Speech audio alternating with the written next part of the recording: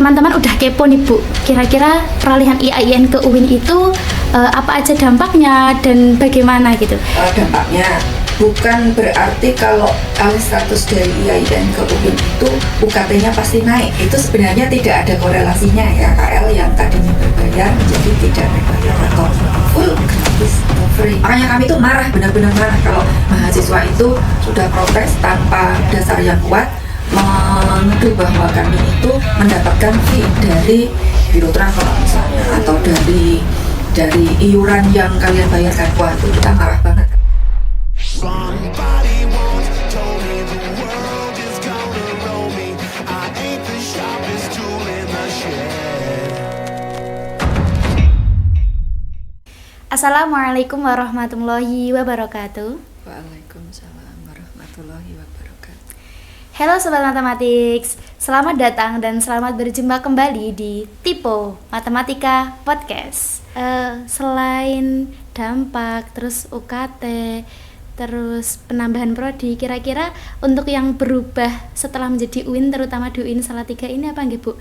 Mungkin dari struktur jabatan atau sebagainya mungkin? Oh iya betul. Dari sisi ortaker ya, ortakernya pasti berbeda. Jadi kalau yang bisa kalian lihat, contohnya kalau zaman IAIN dulu kita itu belum ada yang namanya ke Kajur dan Sekjur, itu dulu tidak ada.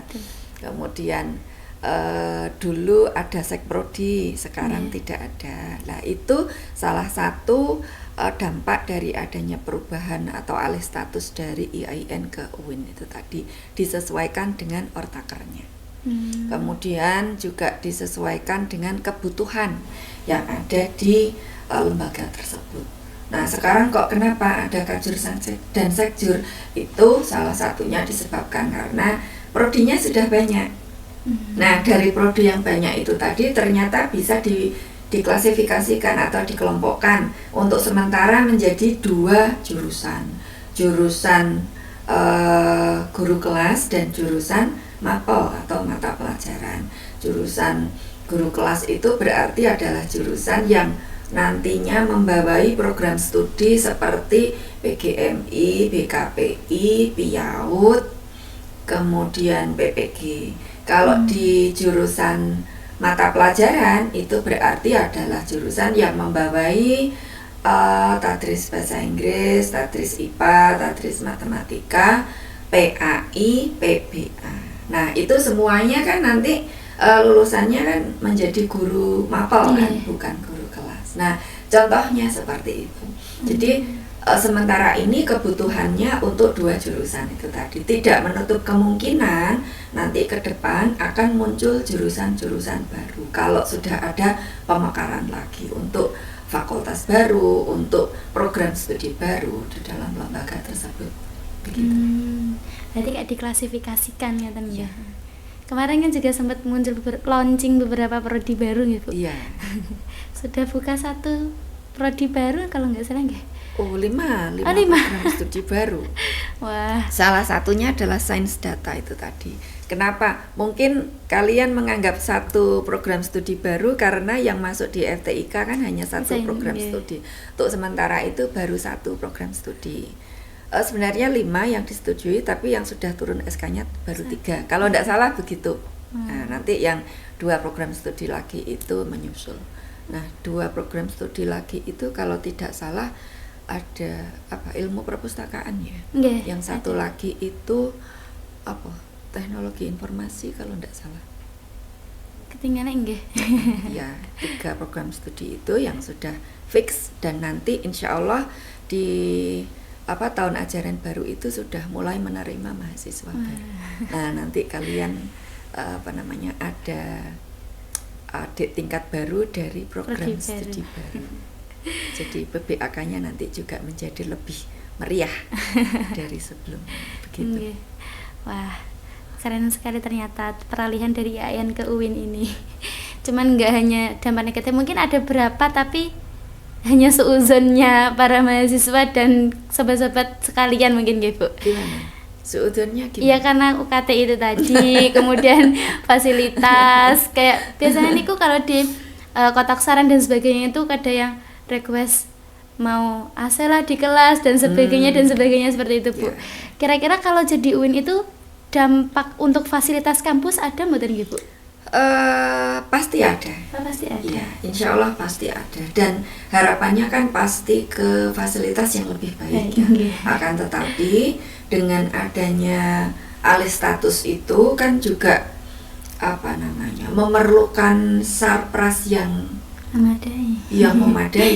Misal kita juga perlu gedung baru lagi, kita perlu laboratorium yang terstandar, kemudian kita perlu ruang kelas yang lebih banyak lagi, kita perlu ruang-ruang laboratorium yang kita juga butuh laboratorium itu yang lengkap kan. Nah itu semua kan juga butuh anggaran yang tidak sedikit. Jadi kenapa kok mungkin di setiap kotak saran itu kalian meminta, aduh ini ruang kelasnya kok panas sekali ya, meskipun ke Salatiga itu katanya kota yang sejuk, tapi ternyata tidak cukup hanya dengan kipas angin. Nah ketika kita butuh pengadaan barang baru, itu kan disesuaikan dengan proyeksi anggaran yang sudah direncanakan di setiap tahun anggarannya.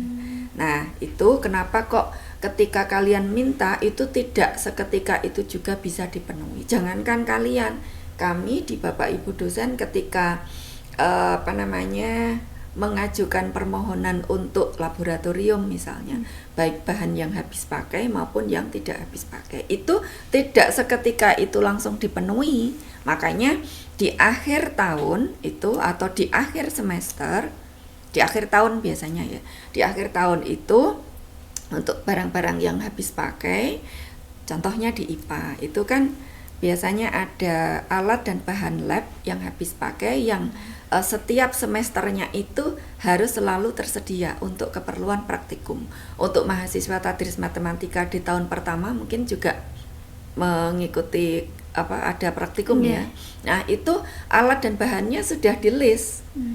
Jadi di prodi itu sudah di list kira-kira kebutuhannya apa saja, seberapa banyak yang dibutuhkan. Nah itu semuanya dialokasikan untuk kebutuhan perkuliahan di setiap semester. Jadi jangan sampai ada mata kuliah yang terlewatkan, tidak di list dan tidak diajukan permohonannya. Baru nanti di awal tahun akan dipenuhi, akan turun anggarannya, kita belanjakan sehingga siap digunakan untuk perkuliahan selama 1 tahun itu tadi. Tidak terkecuali dengan di Tadris Matematika. Jadi selalu seperti itu untuk keperluan lab. Kemudian untuk kalau yang sekarang kita kan baru pengadaan lab micro teaching ya. Lab micro teaching itu bukan kita menganggarkannya tahun ini, tapi sudah direncanakan di tahun kemarin. Nah eksekusinya di tahun sekarang. Termasuk juga AC, misalnya AC itu kenapa kok lama banget ya? Jangankan AC, yang namanya itu cartridge-nya printer itu juga tidak seketika habis langsung beli, itu tidak. Tapi dilihat lagi kemarin sudah dianggarkan atau tidak. Kalau tidak ya alamat nunggu. Nah, kenapa kok yang terlihat itu sepertinya kok lama sekali, kok sudah berkali-kali memasukkan di kotak saran kok tidak ada respon dari, sepertinya kok tidak direspon ya. Bukan seperti itu, tapi karena kita di lembaga yang formal ya, lembaga resmi, jadi segala sesuatunya juga tidak bisa semau kita sendiri. Ceritanya seperti itu. Jadi begitu teman-teman, bukan langsung seketika dikabulkan gitu, tapi ada syarat prosedurnya terlebih dahulu. Kemudian Bu, kan membahas terkait peralihan IAIN ke UIN. Untuk banyak teman-teman, terutama yang semester 8 itu bertanya-tanya Bu terkait tes TOEFL dan sebagainya. Kan ketika hendak lulus itu harus ada syarat tes TOEFL tersebut. Nah, kira-kira untuk nilai minimal tes TOEFL dinyatakan bisa sebagai syarat kelulusan di UIN itu berapa nggih, Bu?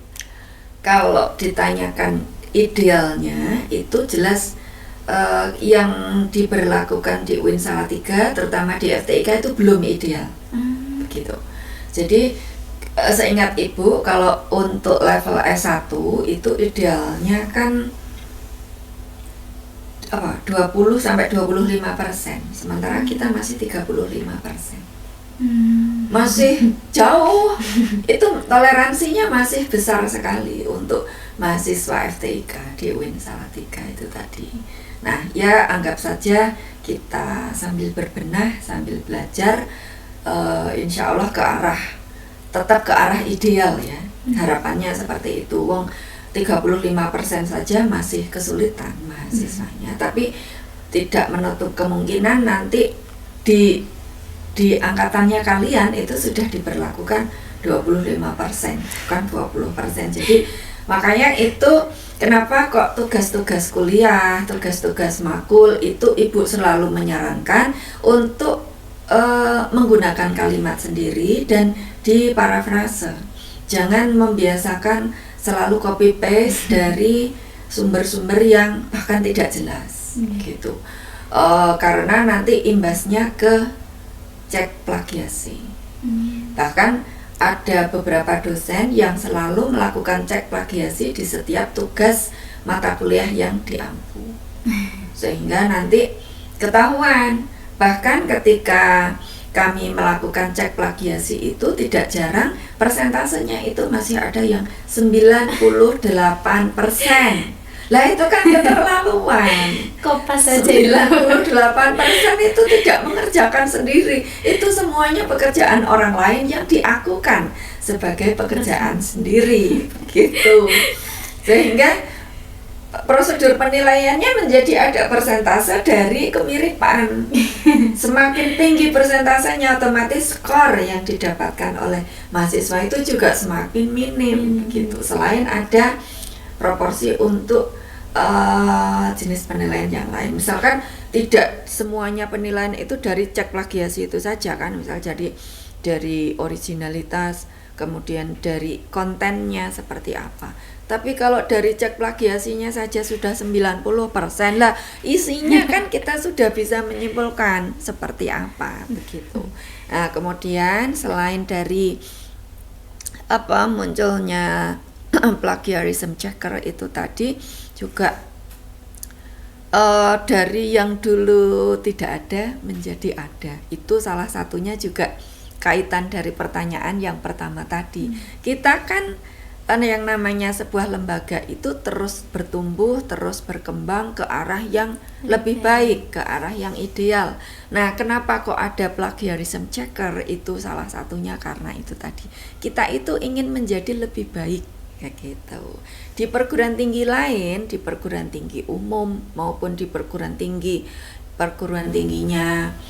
Kementerian Agama itu sebenarnya sudah melakukan cek plagiasi itu sudah lama, gitu. Dan persentasenya sudah lebih minim lagi dari di Fakultas Tarbiyah. Jadi kalau ada perubahan itu, kalau menurut Ibu tidak perlu banyak mengeluh, apalagi protes untuk sebuah perubahan. Itu insya Allah harapannya adalah ke arah kebaikan.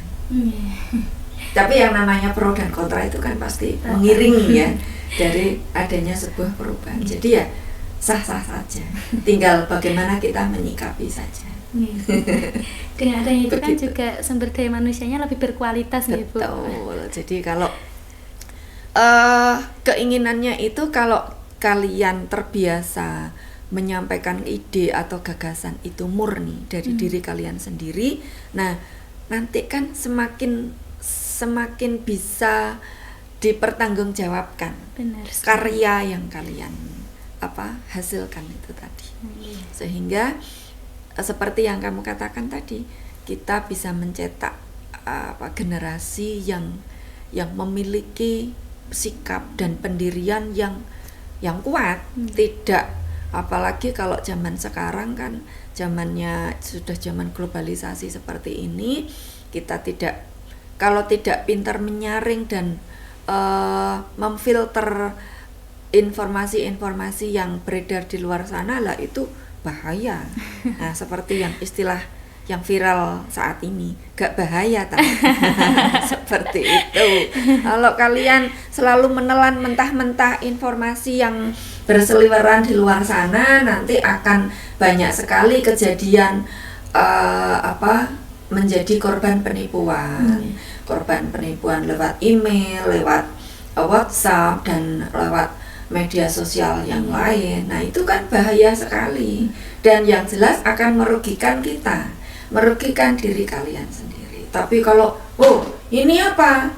Tidak langsung mengikuti alurnya mereka, tapi kalian sudah punya filter. Oh, ini tidak benar ini, bahaya ini.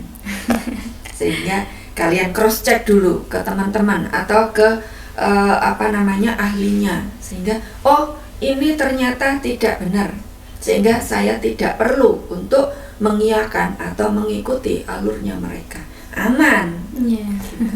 Punya benteng buat diri sendiri ibaratnya ya, harus memiliki benteng, itu harus, dan memiliki kepribadian yang kuat, memiliki prinsip hidup, itu sangat penting buat kita, buat kalian di era seperti sekarang ini. Berarti emang harus, bukan yang manut-manut saja gitu. Sebaiknya tidak. Nah, tadi membahas tentang TOEFL juga nggih, Bu. Kira-kira apakah di UIN ini ada lembaga yang menyediakan tes TOEFL sehingga mahasiswa itu bisa tes TOEFL di situ, ngeten, Bu? Soalnya sekarang kan nyari tes TOEFL sebenarnya banyak yang gratis-gratis seperti itu, Bu. Tapi takutnya ada yang tidak beres gitu. Apakah di UIN ada lembaganya sendiri nih, Bu? Ada. Ada. Ya, kalian bisa ikut tes TOEFL di UPTPB. Ya, itu sudah dianggap sebagai lembaga resmi yang bisa menyelenggarakan tes TOEFL. Kalau tidak mau di UPTPB, sebenarnya kalian bisa mengikuti tes TOEFL di luar, tapi ada syaratnya. Syaratnya harus lembaga yang resmi, bukan lembaga yang tidak resmi. Nah, biasanya kalau yang gratis-gratis itu warning ya sebenarnya. Sama seperti guyonan naik becak 1.500 kok jaluk selamat itu. Nah, sama seperti itu. Artinya di sini ada harga ada rupa kan. Jadi hati-hati kalau ada tawaran atau ada informasi untuk tes TOEFL yang gratis. Itu dilihat lagi, cross check lagi lembaganya seperti apa. Lembaganya resmi atau tidak, lembaganya bonafide atau tidak, kredibel atau tidak. Kalau gratis kok lembaganya resmi, silahkan, tidak masalah, gitu. Jadi hati-hati ketika ingin mengikuti tes TOEFL, dilihat lagi. Kalau mau aman sebenarnya di lembaganya kampus itu bisa. Kemudian ditanyakan saja jadwal tes TOEFL-nya itu kapan, nanti kalian bisa menyesuaikan dan bisa mempersiapkan diri. Dan juga kalau di UPTPB kok terlalu mahal ya buat saya, bisa mengikuti tes TOEFL di luar, disesuaikan dengan kondisi finansial kalian. Gitu saja sebenarnya. Tapi ketika hendak tes TOEFL di luar itu, apakah harus surat izin ke prodi atau fakultas terlebih dahulu, Ibu? Kayaknya tidak. Tidak perlu. Tidak perlu. Silahkan bisa. Iya. Nanti kan dari sertifikat atau apapun itu, ibir-ibir yang kalian dapatkan dari lembaga di luar sana itu sudah cukup untuk digunakan sebagai bukti bahwa kalian sudah mengikuti tes TOEFL di luar sana dan lembaganya adalah lembaga resmi. Nanti dari prodi, dari kampus kan juga melakukan cek juga apakah lembaga tempat kalian melaksanakan tes TOEFL itu bisa diterima atau tidak, atau bisa dipertanggungjawabkan atau tidak gitu. Berarti pokoknya di kampus itu berarti ada lembaga yang menaungi terkait tes TOEFL tersebut. Wah, seperti itu teman-teman. Mungkin pada bertanya-tanya gitu loh, Bu, kita tes TOEFL, soalnya kemarin tuh saya juga sempat dengar cerita mau ke UPTPB namun udah penuh, harus nunggu bulan depan lagi seperti itu. Berarti kayak gitu tuh ada kuota-kuotanya nggak, Bu? Ada. Jadi di masing-masing istilahnya, di masing-masing kloter itu ada batas maksimal pesertanya. Karena di UPTPB sendiri kan juga SDM-nya terbatas, mungkin ruangannya juga terbatas, waktunya juga terbatas. Jadi seperti itu. Kalau mungkin misalnya di UPTPB berbayar ya, Nggih. Ya, misalkan mau mungkin kan biar UPTPB cepat kaya, berapapun mahasiswa kan diterima untuk Iya. melakukan tes TOEFL. Tapi kan ya dilihat lagi kondisi sarprasnya seperti apa, kuotanya bagaimana, SDM-nya bagaimana, sehingga harus berjenjang, harus misalkan setiap bulan berapa kali, sehingga bisa dilakukan proses antri terlebih dahulu untuk mahasiswa yang ingin mendaftar TOEFL gitu. Wah, berarti untuk kesimpulan tema peralihan IAIN ke UIN ini sebenarnya tuh semua universitas sudah tinggi ingin bergerak lebih baik sebenarnya nggih, Bu. Untuk dampak-dampaknya pun sebenarnya dampak yang positif yang banyak, tapi ya seuzonnya mahasiswa itu saja sendiri. Ya kan memang kita itu sebenarnya kan lebih baik berbaik sangka kan daripada berburuk sangka, dan kita itu berburuk sangka kan karena tidak tahu. Iya, betul. Karena belum tahu, karena tidak mau bertanya, sukanya gibah gitu kan. Gibah neng sumbernya adalah sumber Salah. yang tidak valid. Sumber yang tidak benar. Nah, akhirnya yang dibawa kemana-mana kan hasil gibahan itu tadi kan. Nggih. Makanya jangan suka menggibah. Biasanya. Nah, seperti itu teman-teman, harus banyak husnuzon bukan suuzon. Masya Allah sekali. Semoga terkait tema yang kita bahas ini, Bu, bisa memberikan wawasan dan menjawab pertanyaan-pertanyaan dari mahasiswa serta sahabat-sahabat matematika yang belum tahu. Semoga dapat tersampaikan apa tujuan dan maksud kita seperti itu, yang baik tapi. Mungkin sebelumnya ada pesan dari Ibu Eni untuk teman-teman atau sobat yang sedang menonton podcast kali ini. Oh, baik, terima kasih. Pesannya untuk seluruh mahasiswa di UIN Salatiga, terutama mahasiswa Tadris Matematika UIN Salatiga, anak-anak Ibu semua yang sangat-sangat Ibu sayangi dan banggakan.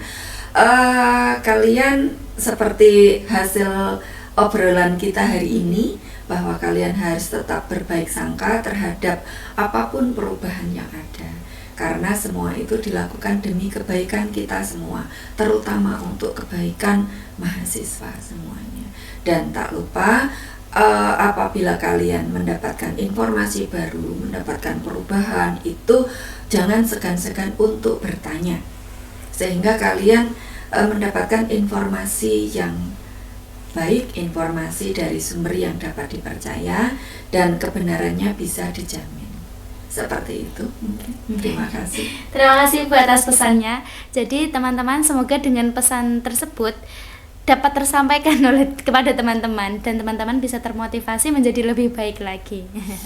Mungkin sebelumnya terima kasih Bu Eni atas waktunya, kelegowoannya dan jawabannya terhadap pertanyaan-pertanyaan yang membenak di benak semua mahasiswa kemungkinan Bu pertanyaan ini. Terima kasih Ibu atas waktunya. Terima kasih Ibu. Sama-sama. Mungkin cukup sekian, saya Alivia Putri Pajariati meminta maaf apabila terdapat kesalahan tutur maupun kata dalam podcast kali ini. Terima kasih. Jangan lupa ikuti terus Tipo Matematika Podcast dengan cara subscribe akun YouTube HMPS Tadris Matematika dan follow akun Instagram HMPS Tadris Matematika. Cukup sekian. Wassalamualaikum warahmatullahi wabarakatuh. Waalaikumsalam warahmatullahi wabarakatuh. Tadris Matematika, sukseskan cita-cita, majukan Indonesia.